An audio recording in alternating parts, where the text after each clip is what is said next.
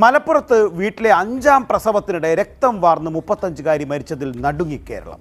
പെരുമ്പാവൂർ സ്വദേശി അസ്മയുടെ മരണത്തിൽ ഭർത്താവ് സിറാജുദ്ദീന്റെ ക്രൂരത തുറന്നു പറഞ്ഞ യുവതിയുടെ ബന്ധുക്കളും നാട്ടുകാരും രംഗത്ത് വന്നു. എന്താണ്ടായത്?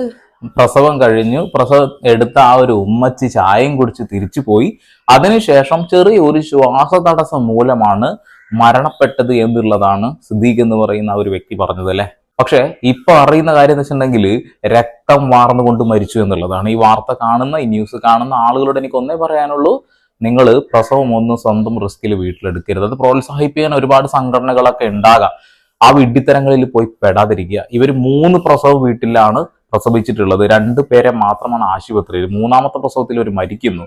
ആ 3 തവണയും ഇവർക്ക് പ്രസവം വീട്ടിൽ നടത്താൻ ഒരു പ്രചോദനമായത് അവർ അക്യുപഞ്ചർ പഠിച്ച് ഒരു സർട്ടിഫിക്കറ്റ് കിട്ടി എന്നുള്ളതാണ്. ആ ഒരു സ്ത്രീയാണ് അക്യുപഞ്ചർ പഠിച്ചിട്ടുള്ളത്. പലയിടങ്ങളിലും ഈ രീതിയിൽ തന്നെയാണ് നമ്മൾ കണ്ടുകൊണ്ടിരിക്കുന്നത്. ഈ